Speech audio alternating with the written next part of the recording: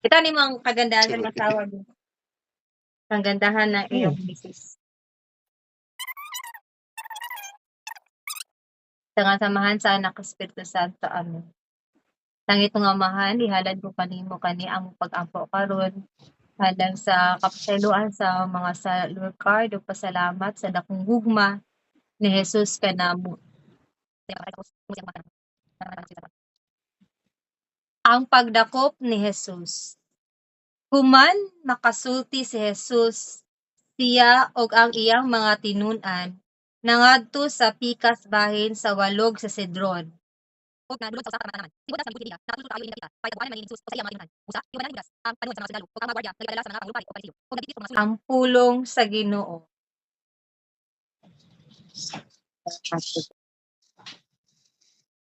Kuan. Tama. Ano bitaw sa bitaw mo. Reflection lang sa kaboy. Kita kay makasala man ta sa kalibutan, di. Dapat gid nga magkwanta, mga pistal kung may time. Kay si Jesus gani nagpakamatay gumikan sa atong mga sala. Di ba? Dayon magpakabuhi nga malipayon og magbutan. Kay dili na to hawak ang atong oras. Di ba? Dapat Ikaw po. bata. Sige. Ikaw na po.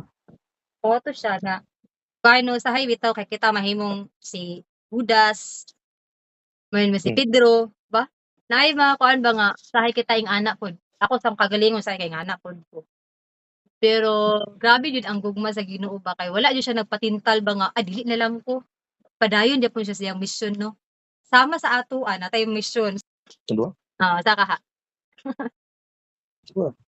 Magpuyo nga malinawon, mag-uban nga antos-antod. Ba? Okay, sa mga na to, sa ato lang po ang isa ka amahan namo, tulo ka Magimaya ka Maria, o isa ka Glory be. Kung namin gusto English, Bisaya. Bisaya. Amahan namo anak ka sa langit, pagdaygo ng imong ngalan. Pumabot sa namo ang imong gingharian, matuman ang imong pagbuot dinhi sa yata may sa langit. Ang kalan-on namo sa matag adlaw, ng pulawa.